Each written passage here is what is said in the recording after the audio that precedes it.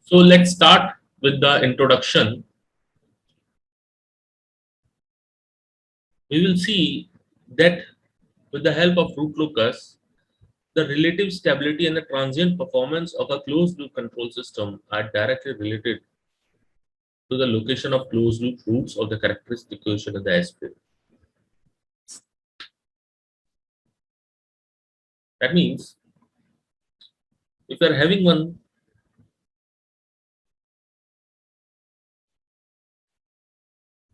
closed loop system and its characteristic equation is been given by, for an example, S is equal to sigma plus j omega, then the roots are located somewhere over here and over here.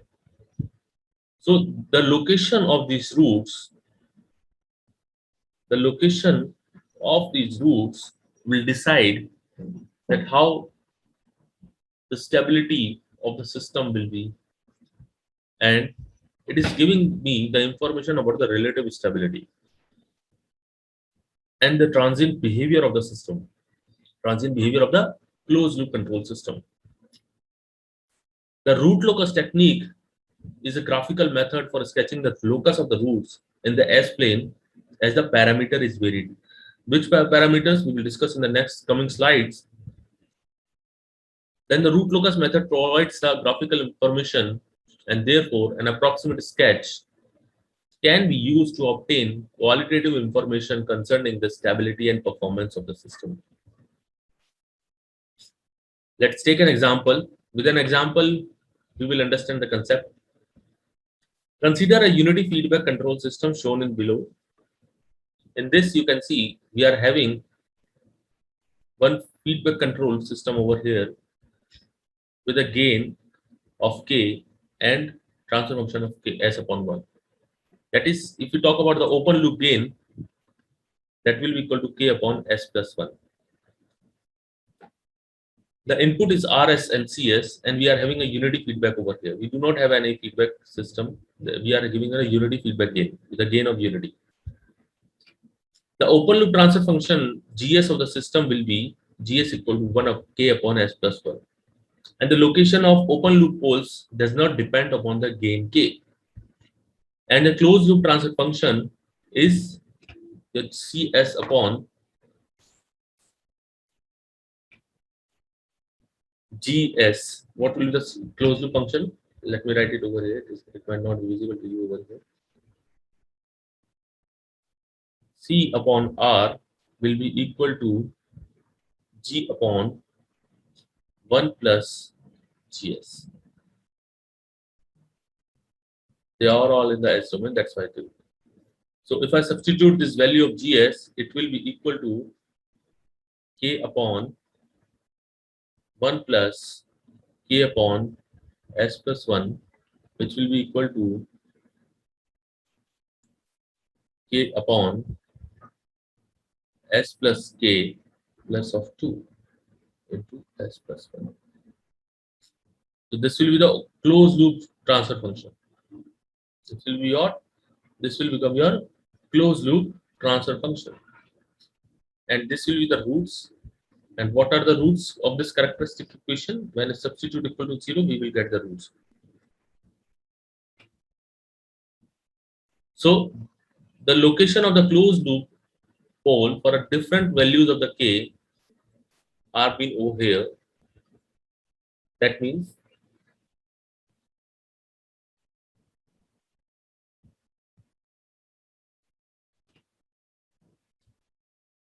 for k greater than 0, for the k greater than 0, when you substitute the values, different values of k, that is 0.5, 1, 2, 3, 5, 10, 15, we will be getting the different pole values. That means for k is equal to 0.5, we are getting a pole at minus 1.5. Pole at minus 1.5, over, somewhat over here.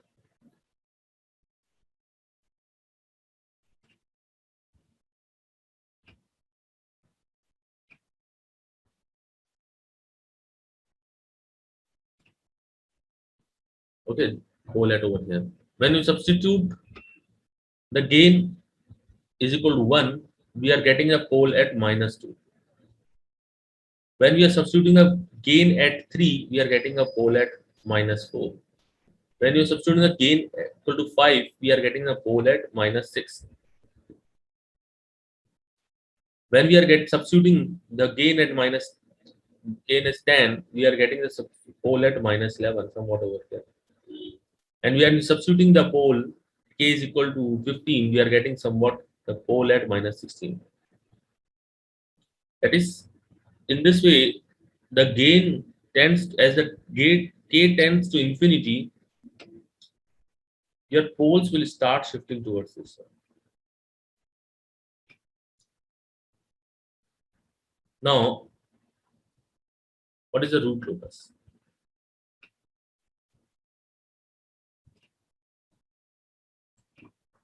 Let's see. Let's discuss this thing.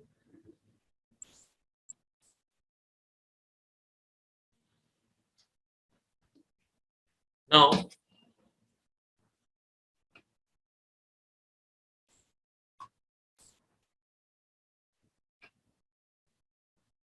that means what is the root locus? The root locus is a path of the roots of the characteristic equation traced out in the S-plane as the system parameters varies from 0 to infinity. What are the system parameters? The system parameter is gain over here. Okay, when the gain moves from 0 to infinity,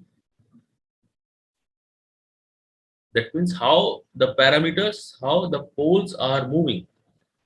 Okay, that is how the root locus of the poles are moving towards the infinity, or not only limited to the infinity, how they are moving either to this way, and how they are, what is the root locus of the path of the roots of the characteristic equation, that is called as a root locus.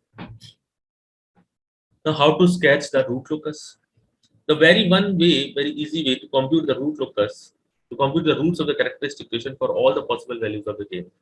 That means we substitute the values at different values of gain, and we find the different values of pole for this simple system. But computing the roots for all the values of the gain might be tedious or higher order systems. That means if you go for the third order or the fourth order system, it will be very difficult to calculate just by placing one by one, and tracing the roots locus. So the finding the roots of the characteristic equation of degree higher than 3 is laborious, and we'll need the computer solutions for it. So if you consider a fourth order system, look at in this closed loop transfer function, finding the poles for a four poles with different values for the gain will be so tedious. Okay, how you will calculate? You calculate it for the k, and then you find out the calculating the k. Then again you solve this complete equation by substituting it equal to 0 and finding the poles at different locations, and then you change the value of k, and then again you substitute this fourth order equation equal to 0 and find the roots of it. It will be so tedious that you won't be able to solve it.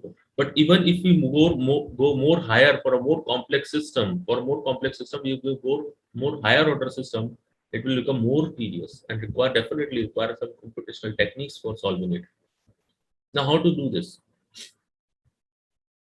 So let's discuss the root locus concepts, how we will do this by taking this example. Let's take, let us consider that we are having one closed loop control system with the gain k and the plant. Let this be the controller gain. Okay, and this be the plant gain. Okay, we are just taking it as controller gain as a simple block over k with a gain k over here, and gs is your open loop gain. Now this k varies from 0 to infinity. This k varies from 0 to infinity, and this will be reflecting your as a,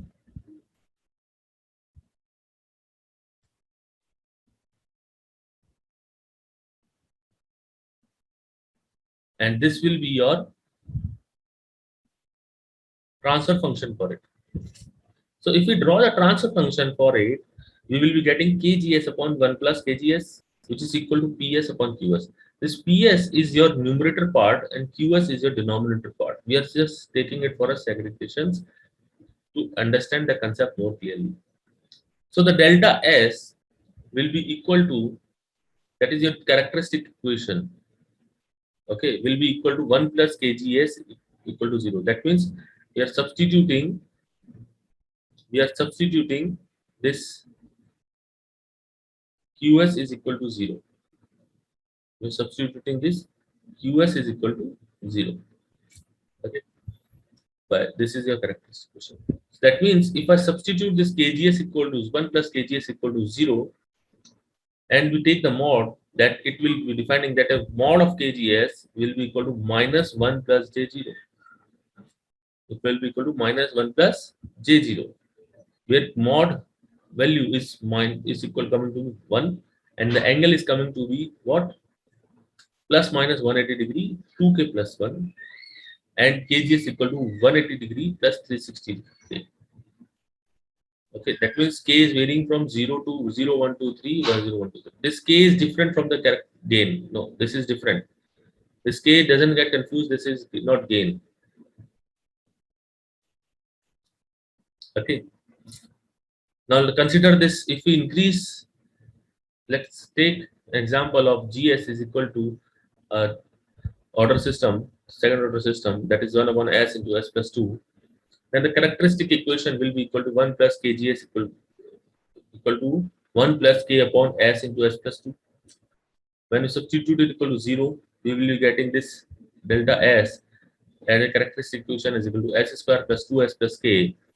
And when we compare it with the standard equation, we will be getting that s square plus 2 zeta omega n plus omega n square equal to 0. This is what? This is your standard second order equation, where this zeta is your damping ratio.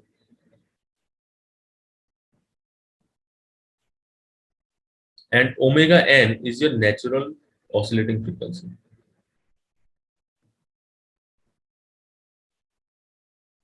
This is your natural oscillating frequency. Okay. So when we compare these two and we calculate the mod from this equation, it is coming to be 1. And what are the angles? Different angles. When we substitute with this 1 plus minus 180 degree, 2k plus 1, k is equal to 0, 1. Okay, 0 and 1 and 2 and 3. So when we substitute it, we will be getting plus 180 degree, plus minus 540 degree. And when we compare these equations, we will getting that roots are is equal to minus zeta omega n plus minus omega n and the root of zeta square minus 1. These are a standard equation for the second order. Don't get confused. It is only for the second order. So zeta is less than 1. What will be the zeta in this case? So in this case, your zeta omega n is equal to 1, and your omega n square is coming to be k. So omega n will be equal to under root of k. So when we substitute it, zeta will be coming to be 1 upon root k. Okay, which is quite less than 1, which is less than 1, and the theta is coming to be cos inverse of zeta. Cos inverse of zeta. I think this is clear to you.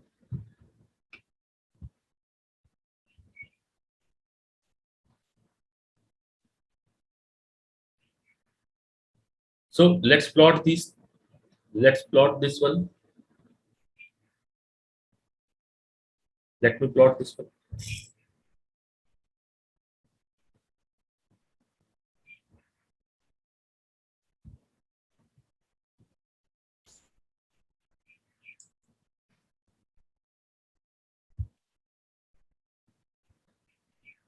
Let's take a simple one over here. Okay, let's take a simple one. This is your S plane. This is your S plane with the negative axis as j omega axis over here, and this is your positive axis. Okay, so if we plot this, that these are defined by the roots of the closed loop hole. These are the roots of the closed loop system, and these are the poles. Okay, so these are the poles. So if you find out the poles for the previous equation, for the previous system, that means we are getting two poles. One pole is at -2, and let one pole it is equal to 0. Okay, one pole it is at -2 and one pole is at 0. So these are the roots. Okay, K2, K1, KE, K1, K2. So K1 and K1, these two roots are your complex conjugate roots. That is with the only the complex part. Okay, complex root with plus j omega and your minus j omega. Similarly, this is your K2 for plus j omega and for minus j omega. Okay, complex conjugate roots plus minus. Okay, somewhat over. So for the previous equation, this was your second order system. So when we substitute s equal to s1, you will be getting it equal to 1. K is equal to s into s1 into s plus 2. And this will be our equation coming to be plus minus of 180 degree. So this is the angle. This is the angle. This is at 0 degree. Okay, this is at 0. So this is the angle is being measured from this axis towards this axis. Okay, always from the real axis we move it towards the anti-clockwise direction, and then we calculate the angle. So this was your angle S1 was coming to you. Okay, and this is your next pole with your S1.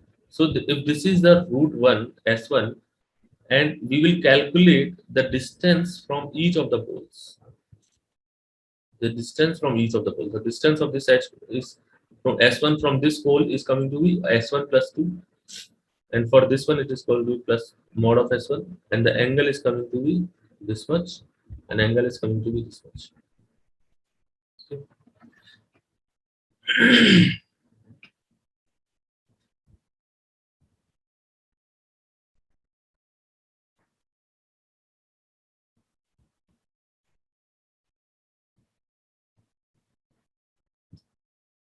So how to draw this first of all? So that that was just an example that how the roots are behaving, and what is the locus of the roots. Now let's take another one. Just take a simple one. We will see that what are the 7 steps for sketching the root locus. What are the steps have to be followed up to draw the root locus. Okay. So let's take this example, simple closed loop system. The transfer function is given by gs upon 1 plus kps. Okay, this is your gs upon 1 plus gs into hs. So we are taking it as a k into ps. So first step is that prepare the root locus sketch, that write the characteristic equation so that the parameter of interest k appears as a multiplier. That means 1 plus kps equal to 0. We have to substitute the denominator part is equal to 0 of the closed loop system.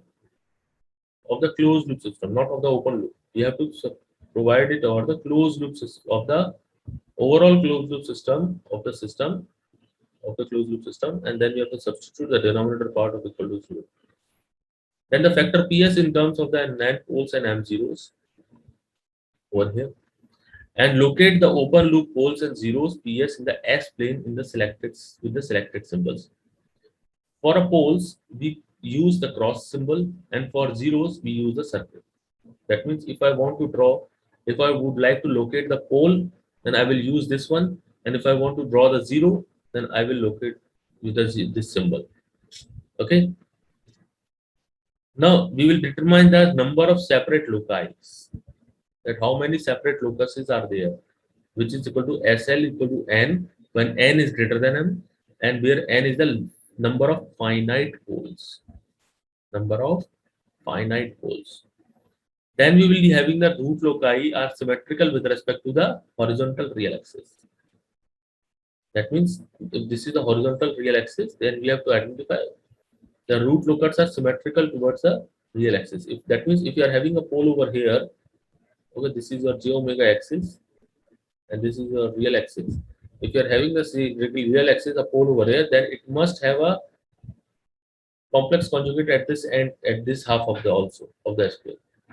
Okay, we cannot have, it must be symmetrical about the geometry about the sigma axis, that is about the real axis.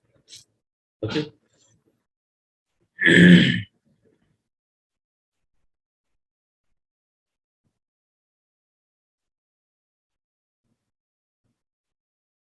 Next is next step is to locate the segments of the real axis that are root loci.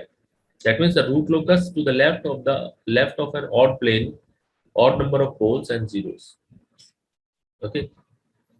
Then the loci proceed to the zeros at infinity along the asymptote centered at sigma and an angle of phi a. That means your phi a, sigma a will be equal to just sum of the poles minus the summation of the zeros. That means if you are having two poles, that is minus 2 and minus 3, and 1 0, it is at minus 4. Okay, then we have to do the summation of these two, that minus 5 will be there, then the summation of this minus 4, and the subtraction of this. That means your sigma will be coming to be your this one. Where n, m, n are the number of poles and number of zeros. Okay, in some books you may find it as n as a number as defined by p, and m is defined by z. Okay, so p minus z is being taken into consideration. Then after this, we have to determine the points at which the locus crosses the imaginary axis. If it is not, then it is not necessary.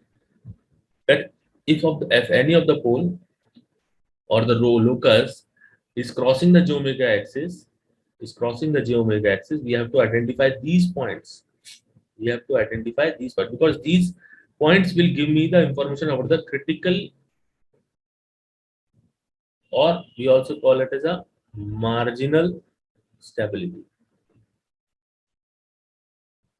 It will be giving me the information about the critical or the marginal stability. Okay, using the Routh-Hurwitz criteria, we can find it using the Routh-Hurwitz criteria, which we have discussed. So determine the break. Next is to determine the breakaway point in the real axis over here. That means how?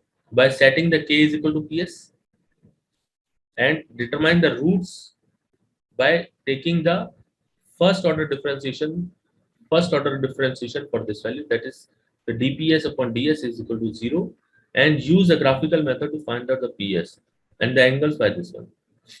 Then after this, determine the angles of the locus departure from the complex poles. Determine the angle of the locus departure from the complex poles and angle of locus arrival at the complex zeros using the phase criteria.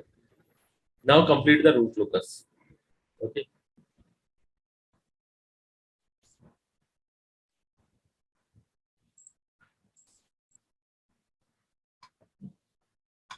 Let's take an example.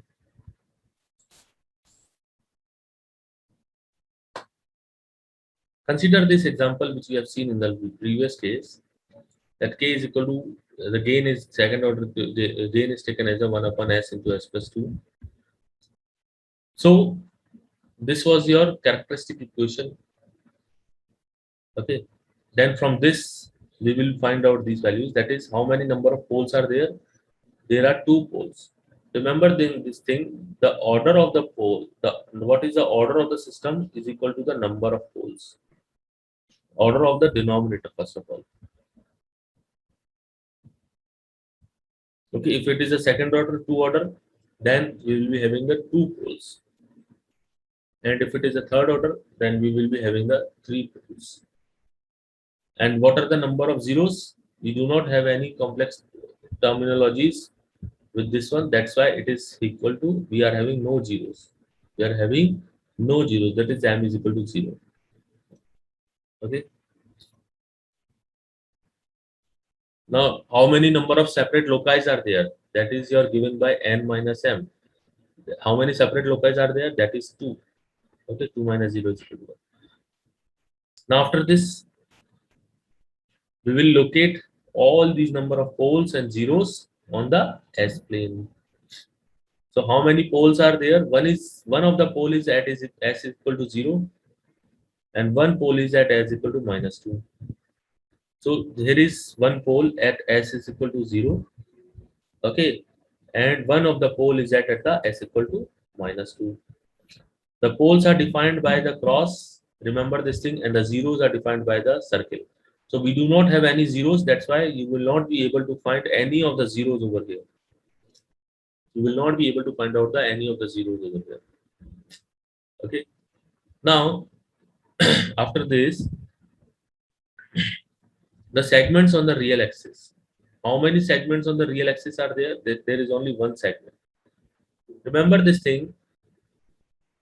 It is important to know that the root locus always move from pole to 0. Always moves from pole to 0. If we do not have any of the zeros in the system, then it has to be considered that there must be existing one zero at infinity. 0 at infinity. Okay. The pole zero, all the poles and zeros are always found in pairs. The poles and zeros are always found in pairs only. We cannot have an individual pole or individual zero. Yes, if we have an individual pole, then it must be observed that one of the zero must be at the infinity. That's why if we consider the two poles over here, one pole is at over here and one pole is at over here, then the poles, the zero associated with it will be existing somewhat over here. And one zero associated for this pole must be over here at infinity, plus infinity and minus infinity. Okay. Now we will draw the segments. How many segments are there in the root locus? So we start it from here and we will move it from this point, and we also move it from this point, and there is some point that is your KE, after which these two segments will get apart from each other. And how they are moving, we will see it later. Okay. So first of all, we have to draw it on the real axis. We have to draw it on the real axis. Okay.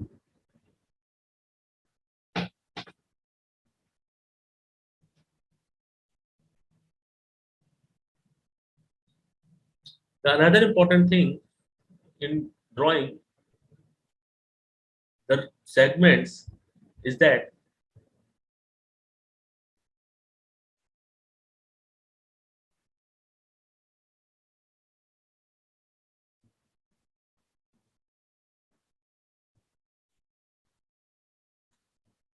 while drawing the segments, has to be kept in mind that if we are drawing the segment for this pole must have an odd number of poles or zeros at this location towards its left side of the plane. If it is so, then it will be having this one. Okay. And for this side, we do not have any odd number of this one, but we are having at this side, so it will move towards this one. Okay. So the movement of the poles will be in this direction along the x-axis. Okay. Now let's see. Find out the sigma A. Okay. The sigma A, the segmentation. Look at this previous slide.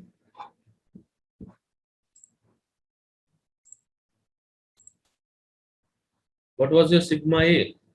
Sigma A was the asymptotes, center of asymptotes. Okay, that's it. Which has been calculated by how? This is calculated by number of poles minus number of zeros. Summation of poles minus summation of zeros upon individual separate loci, SL. Okay. So if we substitute it, the values over here, we will get how many, what are the number of poles? 1 is equal to 0 and 2.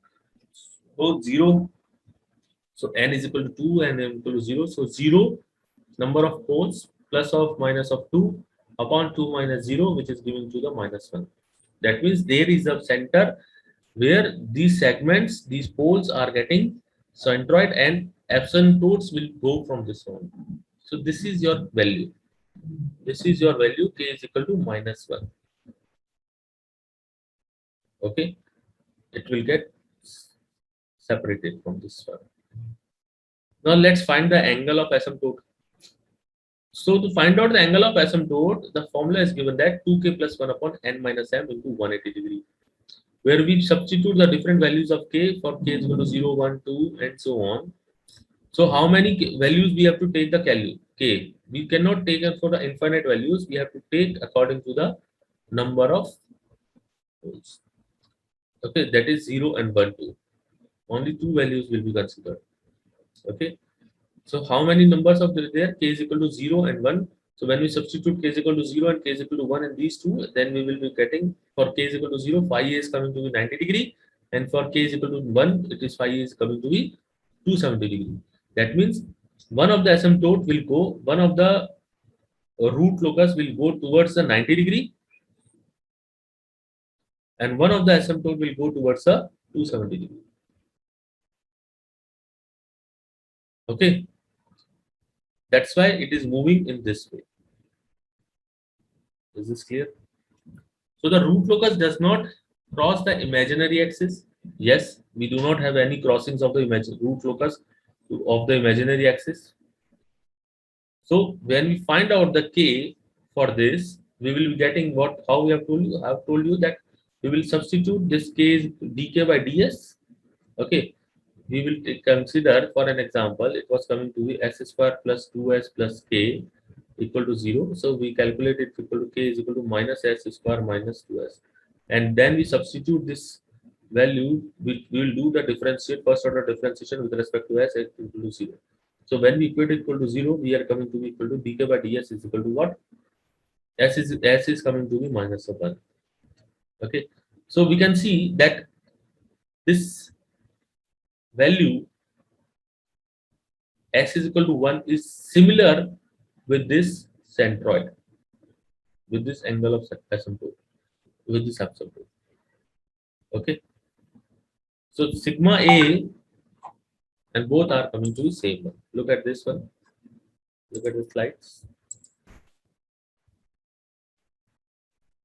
The breakaway point and the asymptote centroid will be the same in this case.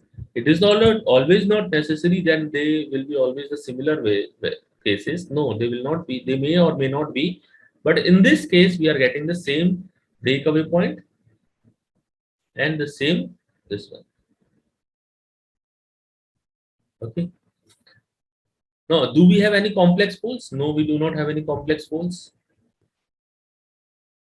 And this is a code for it. This is a MATLAB code for finding the values. That means we are having a transfer function s dash, and the g is equal to 1 upon s into s plus 2 rk, okay, equal to root locus of g and r locus for g. Okay.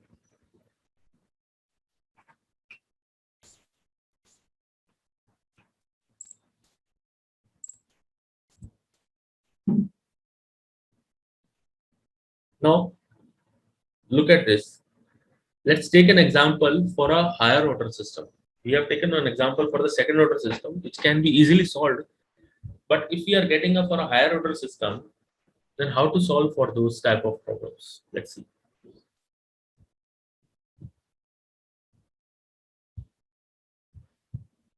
Consider this equation. This is your characteristic equation, denominator part qs. This is your qs. Okay, for an example, and we have substituted qs is equal to 0. That is 1 plus k upon s4 plus 12 s cube plus 64 s square plus 128 s equal to 0.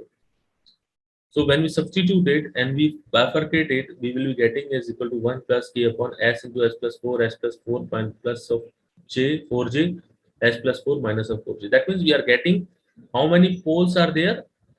4 poles. And what was the order of the system? The fourth order system. So we can have clarified you that what is the order of the system? We will be getting the same number of poles. Okay.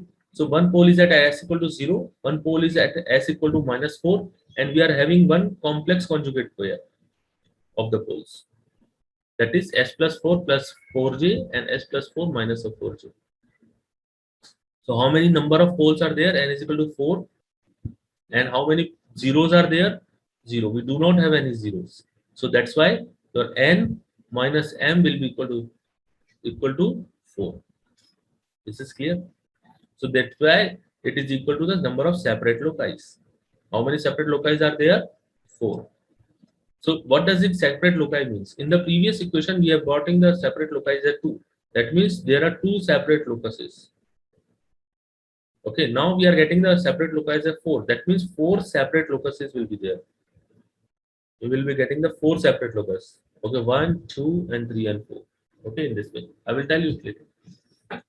So then after this, we will find out the root loci are symmetrical with respect to the real axis. Yes, we have the complex conjugate pairs and they are symmetrical about the real axis. Okay. So then we will find out the segment exists on the real axis on the real axis. Yes, we will find out the segment that is coming from the s equal to 0 and 4. So first of all, let's plot these poles on the real axis. So there is one pole s is equal to 0 over here. Here there is one pole s is equal to minus 4 over here. And there is two poles complex conjugate pairs plus s plus 4 and s plus 4 minus of 4. That means we are getting an s pole at s is equal to minus 4 plus j and s is equal to minus 4 minus j. So here we are getting one pole. Here we are getting one pole s plus 4, this s plus 4 plus j and s minus 4, sorry, s minus 4 plus j and minus 4 minus j. So we are getting two poles over here and two poles over here, and we do not have any this one. Okay. So now the angle of asymptotes and their departures. Let's see. Now the angles and the center of the asymptotes. If you find out the center of asymptote, it is coming to be minus 3. That is by coming by summation of poles and summation of minus summation of 0. So these are your minus 4, minus 4, minus 4, and the separate number of separate loci are 4. It is coming to be minus 3. At least that is at this location. Okay, this is the center of asymptote. The angle of this is equal to 2k plus 1 upon 4 into 180 degree. When we substitute k is equal to 0, 1, 2, and 3, we will be getting these 4 values. Okay, plus 45 degree, 135 degree, 225 degree, and 315 degree. That means one of the angle, we draw it from four segments over here. One at a 45 degree, one at a 135 degree, one at a 225 degree, and another is a 350 degree from this point, from this center. Okay, this is clear. Then after this, we will calculate the breakaway point. We will calculate the breakaway point from this one.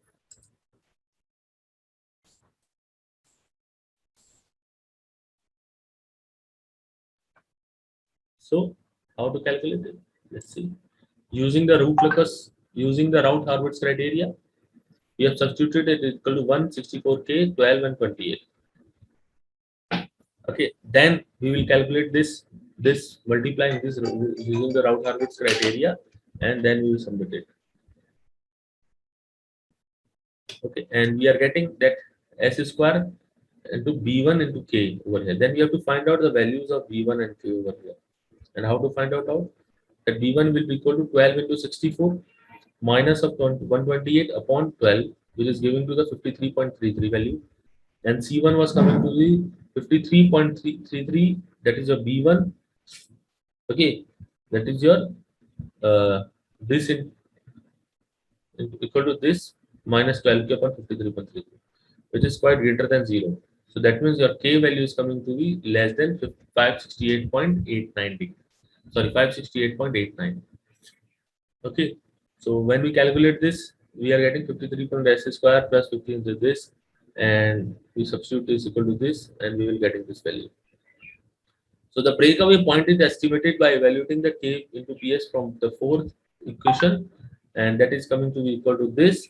When we take the first order differential equation of this, we are getting the roots as locations of the roots at this one, this one, and this one, and this one. Okay. So minus 3.7117. So let's see first of all before this.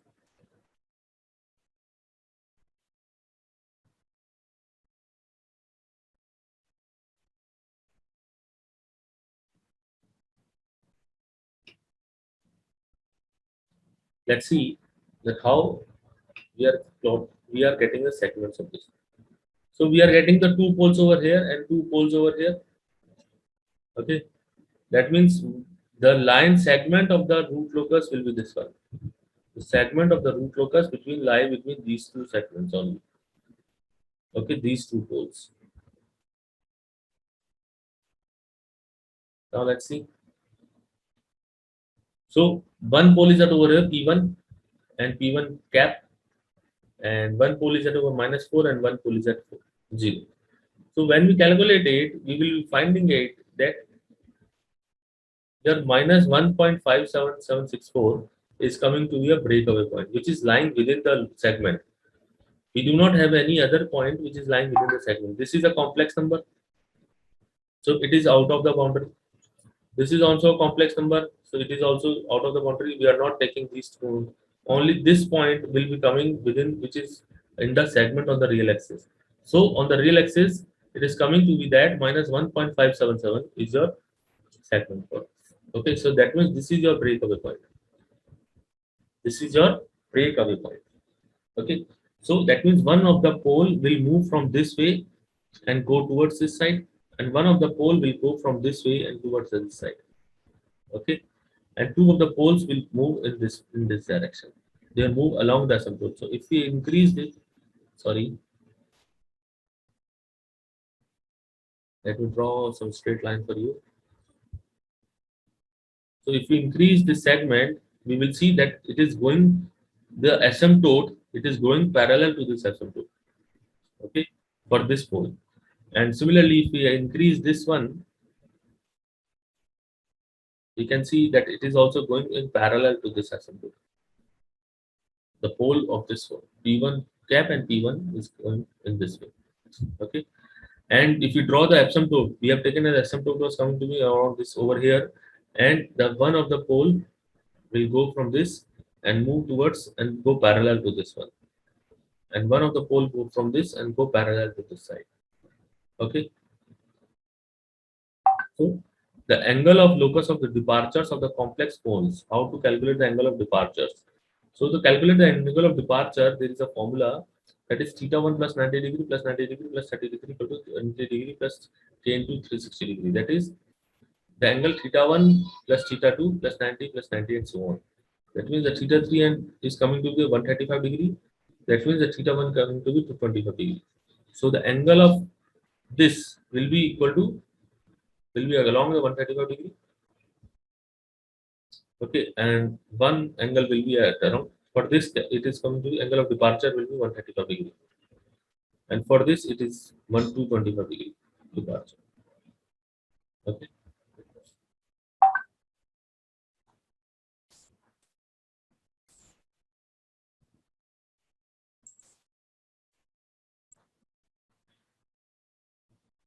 Now let's take the real problem that how we are going to calculate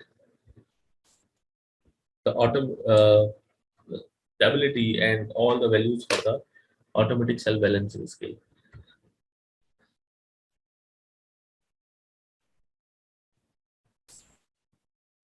On this, now the very first question was given that the system with the open loop transfer functions that is been given as 1 upon s into 1 plus s is what? Now try to solve it. I've told you that what is the type of the system and what is the order of the system. I'm giving you 1 minute to solve it, to think, then we will try solve this question.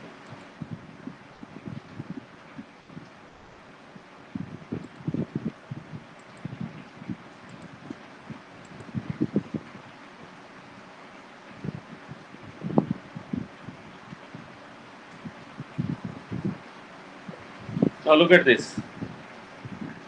The question open loop transfer function was given, that is your GS is equal to 1 upon S into 1 plus S. Okay, 1 upon S into 1 plus S. Now what is the order of the system? I told you the order of the system is the highest power. The highest power of this one. The highest power is that S square. Or the denominator of B is polynomial is what? B S square. So the order of the system is 2. And what is the type of the system? Type of the system are those, that is the type of system. Now the type of system is the number of poles lying at origin. Okay, that is how many poles lies at this origin. That is, we have to substitute the characteristic equation equal to 0, that is the denominator polynomial equal to 0, and find out the roots. That is, S is equal to 0 and S is equal to minus 1. So how many poles lie at origin? Only one pole. So what is the type of the system? Type 1. So therefore the correct answer is D. Okay. Now look at the second question, that is the identical first order system have been cascaded non-interactively. The unit step response of the system will be what? Okay, that is the identical first order system have been cascaded non-interactively. That means if we are having the two first order systems, they have been cascaded like this, and the unit response of the system will be what? Try to solve this and I will explain it to this.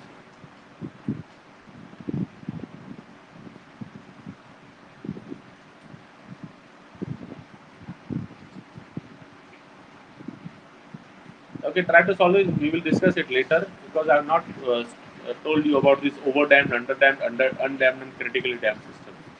Then we will discussing about the second order systems. We will discuss about these terminologies as well.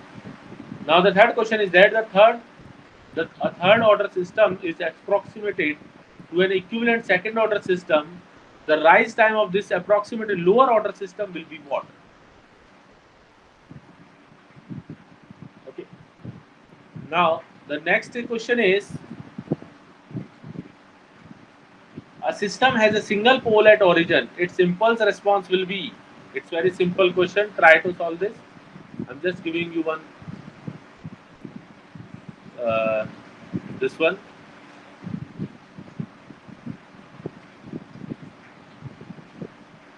Okay. Now, first of all, identify this. Try to solve this question. I will discuss it later. Correct answer is A. So, when the period of the observation is large, the type of the error will be. We have not discussed about the second order system, so we have not discussed about these errors as well, but we will study. So, for the sake of time period, you keep these one for yours. Okay. So, when the unit step response or unity feedback control system having forward transfer function is this. Seventh question says that with the negative feedback in a closed loop control system, the system sensitivity to parameter variation is increases, decreases, becomes 0, becomes infinite. The eighth question says that an underdamped second order system with negative damping will have the roots on negative real axis as roots, on the left hand side of the complex plane as complex roots, on the left hand side of the complex plane as complex conjugates, on the positive real axis on real roots. The given unity feedback system with GS is equal to K upon S plus 4, what is the value of K? If the damping ratio zeta is been given as 0.5. How can the steady state error can be reduced? By decreasing the type of system, by increasing the system gain, by decreasing the static error constants, or by increasing the inputs. So I hope try to solve these 10 questions in the MCQs, and we will discuss in the comment section. Drop the answers in the comment section. We will discuss it later.